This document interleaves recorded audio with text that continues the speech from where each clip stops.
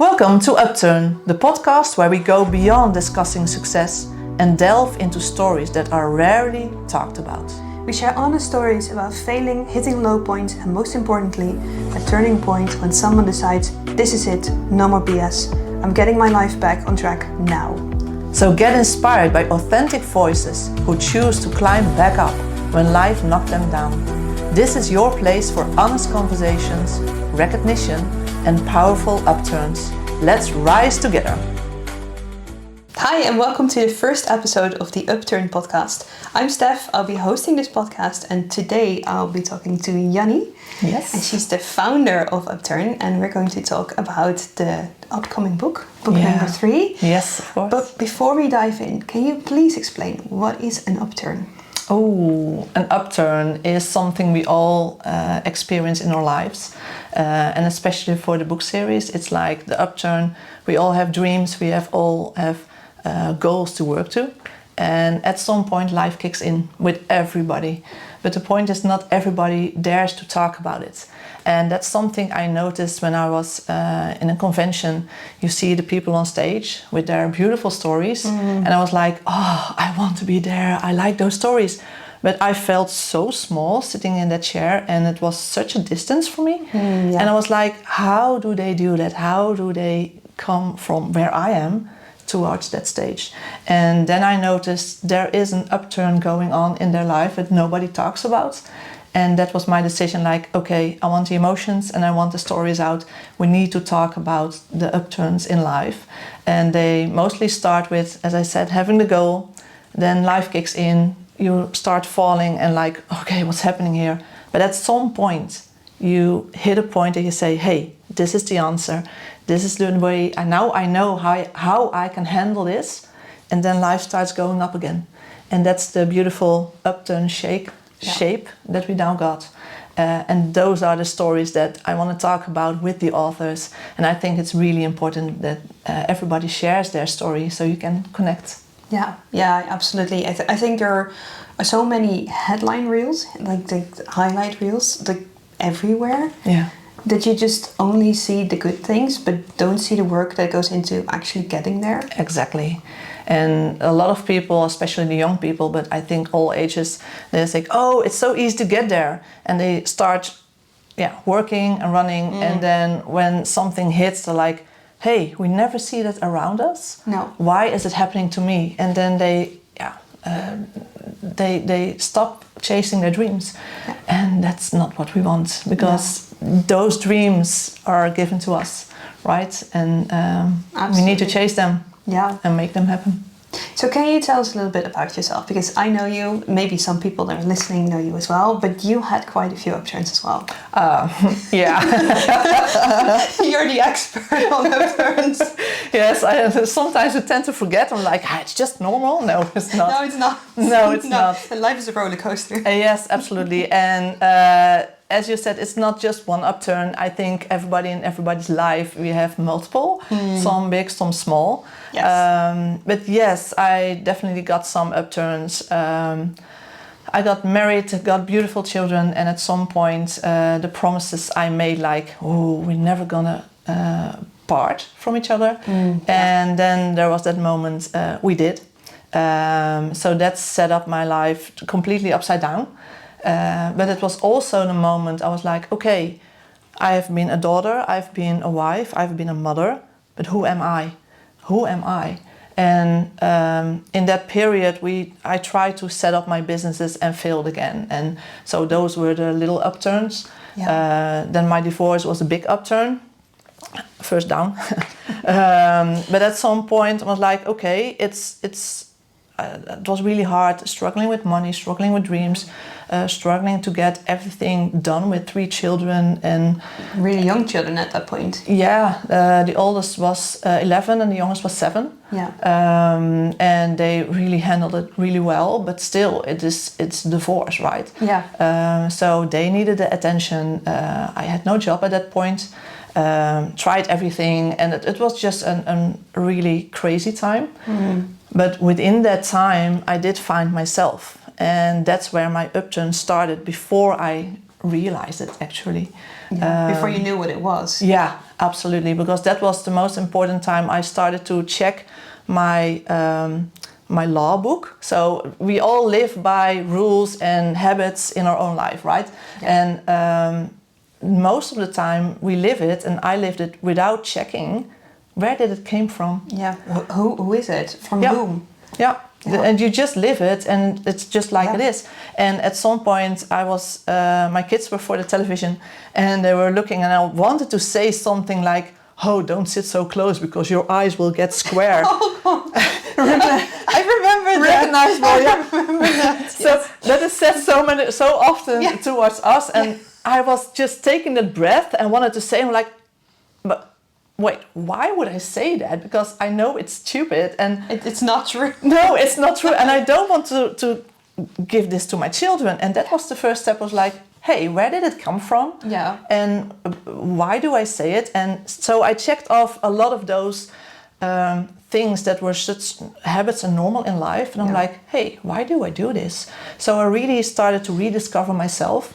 And I think that was the biggest start point for an upturn for myself. And then I discovered, hey, I want another direction. And that takes courage. It does. Big courage. Yeah.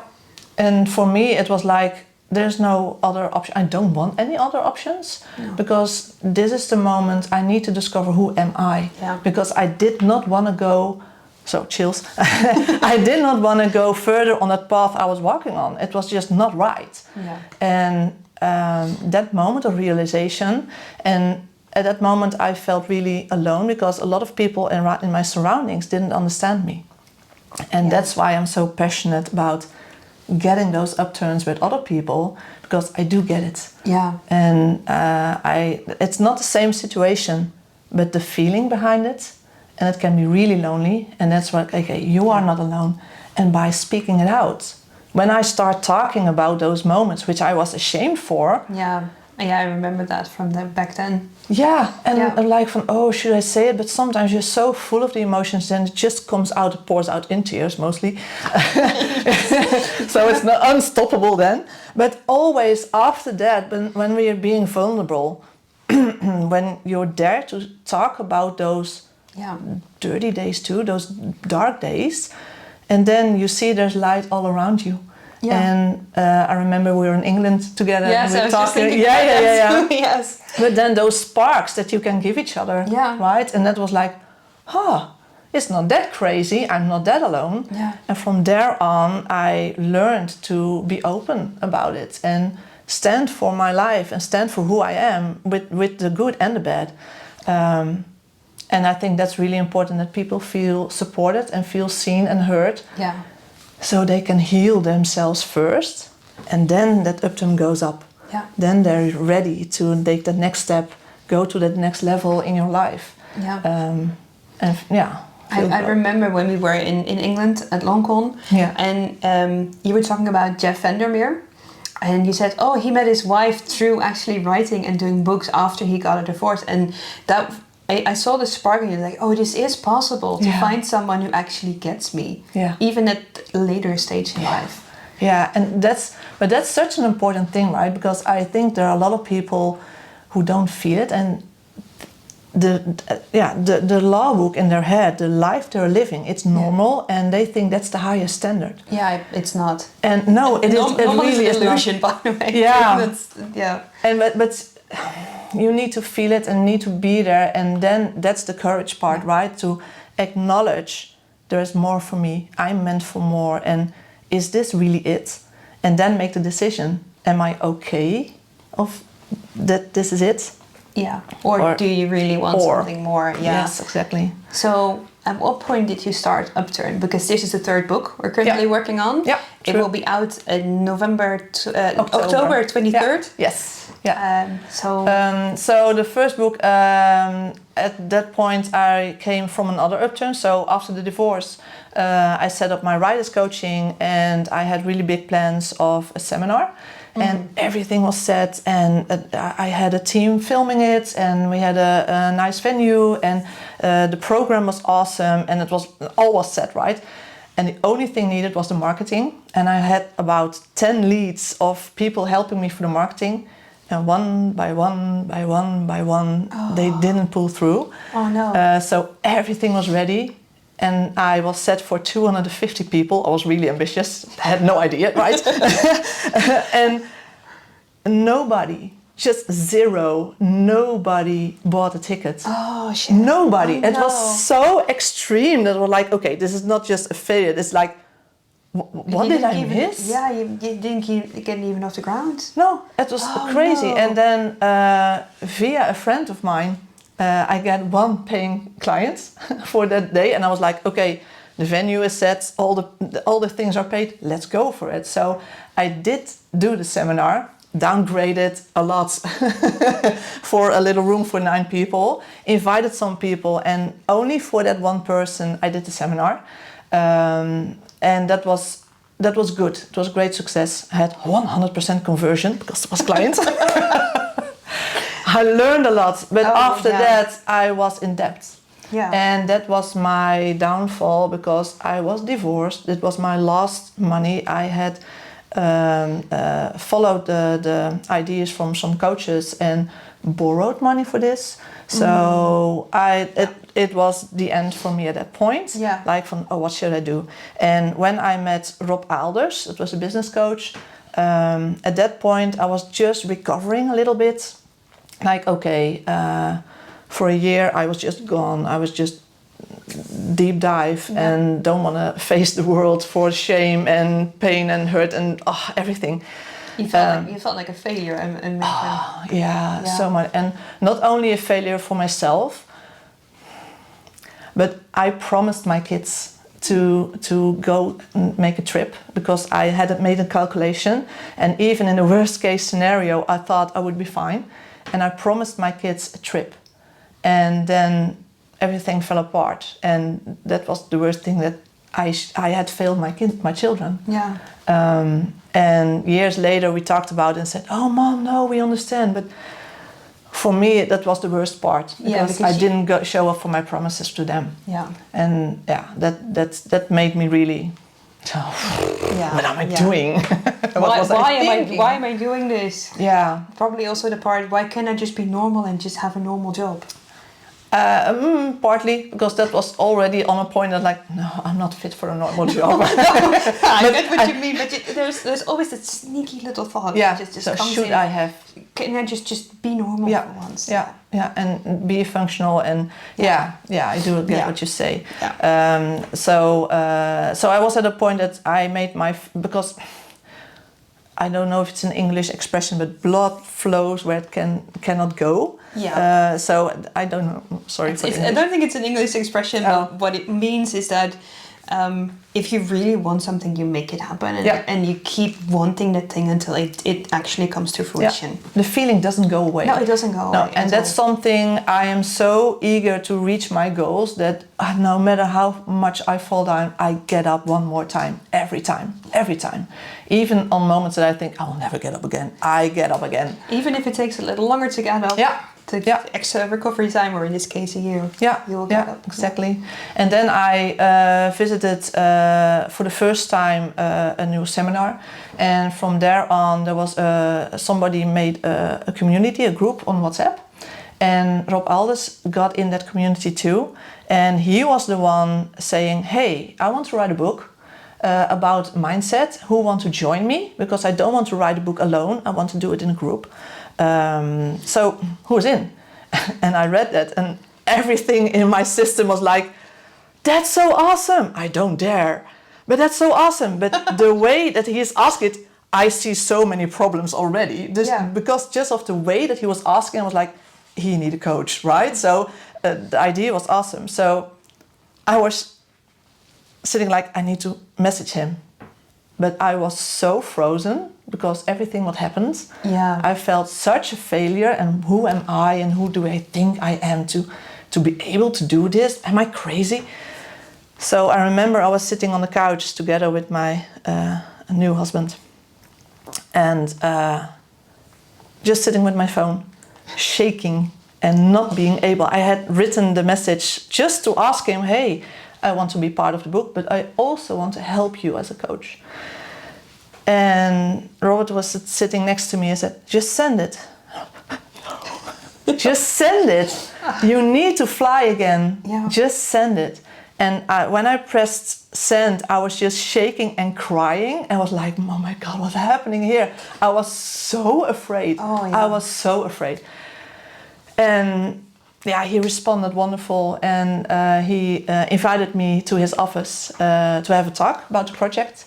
And then he said, a lot of people responded for, I want to be a part in the book, but you're the only one who messaged me personally to say, what can we do together? And when he invited me on the office, I was like, okay, I want to get to know you. And he, get to know me? Oh my God, do you know where I come from? Was such a failure? I was like, okay, what should I say? So I tried to be my best, and I was just so not authentic and just tried to paint that picture he would not think bad of me. Masking yourself. Yeah. And Rob Alders is a wonderful business coach. He was just sitting there with his coffee and like, I just saw right through you. Yeah. Oh my goodness. And I was so afraid of it. I think if he knows the truth, I'm done. I'm finished forever, right? And he was like, there's something you're not telling. I'm like, oh. Oh God. And then I was like, okay, you were mortified. Yeah, and then I was like, okay, I cannot fake it because I didn't want to be in that position of faking that way. That's not me. No. And I was like, okay, then give it all. Let's see what's happened. So I tried, right? So it was like, and I tried everything about my seminar and how I failed and everything. And he was like sitting, no. And I'm like, okay, respond. Do you want some more tea? I was like, yes. So he got up, walked away, and I was like, respond. What? I didn't know how he perceived it. Okay. He came back with his wife. Hello, this is Lisa. Hi. and then he introduced Lisa. He talked about me, and I was like, oh. And then I realized he was talking about me when he introducing us to his wife, and I was like, he's so lifting me up and had so much respect. Nice. And I was like, are you talking about me? It was crazy. And afterwards he said, I knew I was missing a part of the story. He felt it. I said, and when you told me, I knew it was genuine. I saw it, I felt it. I said, and I got such a respect because you got up again. Yeah. You got the guts to come here, try again, and shivers, and to try again. And that's part of the reason that we also called it Upturn, because that was literally my upturn after such a downfall that I stepped up and tried again. And it takes a lot of courage. Yeah. To get up again, to even fail, because at some point, every time that you get up again, there's that risk of failure again. And always. You know how hard you can fail, but you do it anyway. That takes a lot of courage. Yeah. And the thing is, you never know if you fail, or when you fail, or how big it will be. How big it is, yeah. So, but that's, at the other side, I now embrace it as an adventure, right? So it taught me so much, because that moment that Robert told me, you should not be ashamed, because I've got respect that you try again, that totally shift my world. Totally. And still sometimes I feel like that failure and who am I, and I'm just doing stuff. And at the other hand, when I look back and I did do it. You did, yeah. And we did do it, and we did the steps, and even sometimes with such crazy things like, if people only knew. And then like the book launch, it was amazing, and like, if you only knew what happened before, right? But still, it's that trust and that cooperation, and I want to say a word which I should not say on the podcast, but just go for it, and it's a big adventure with each other, and we're all genuine with our hearts, we're all authentic, we all want to do the best with each other, and that's good enough. And let's see what kind of party rolls out from there. I think that the best advice I got from someone say, if a child learns to walk, you praise them for trying, even if they fall. Yeah. So why do we stop as adults? Yeah. I think that's so having a small child myself, and then seeing him try things and just not giving up and not giving a total F about how it turns out. Yeah. It's like we need that back as adults. We give so much weight to trying and then expecting to win the lottery at the same time. That we forgot how valuable failure is. Yeah. That you need to get to that point to have that point to come back up again. And to feel that proudness of that you did get up and you did reach those things. Yes. And you did learn a lot. You did, right? So you cannot learn to walk or ride a bicycle. We're from the Netherlands, so we ride bicycles. A lot. A lot. Without falling down, because if you fall down, then you know that it doesn't work. Yeah. Crazy that we seem to forget. We do. But that's also a big part, that it's so good to have a cooperation and remember each other. Yes. And sometimes the one person is more powerful than the other, and the other day it's the other day around. Yes. Other way and around. You lift each other back up. Yeah. That's really cool. Yeah, because we've known each other for quite a while. Yeah. It's from 2014. That's 11 years this year. 11 years. Oh, we forgot our jubileum. Our anniversary. Anniversary last year. Yeah. Yes. So we've known each other for quite a long time, and we've seen those darker parts from each other. Yeah. Not always in close touch, but we did see the growth in each other, and it's really. I think it's very valuable to see where someone else goes, even if you fall out of touch for a while, and then to see what you've been through and how you come out of it. Yeah. When you see standing up, and that's what I saw with you two again and again, and that's why I recognize it so much. You know, life hits hard sometimes, it does. Really hard. It really does. But life goes on also. And there's also something beautiful, always. Yeah.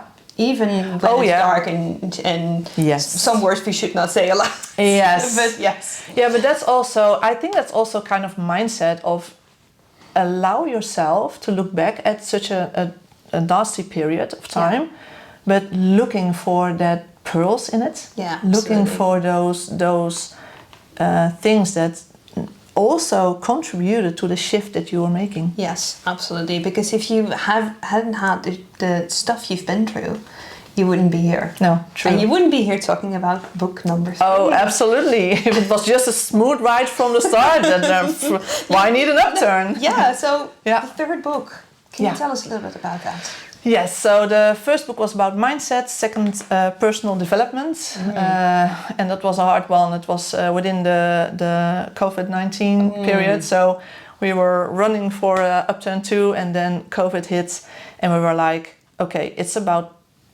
personal development, and like people have a lot of time for that during COVID. But we decided to go for it, and against all odds, it was amazing. So book 2 was ready.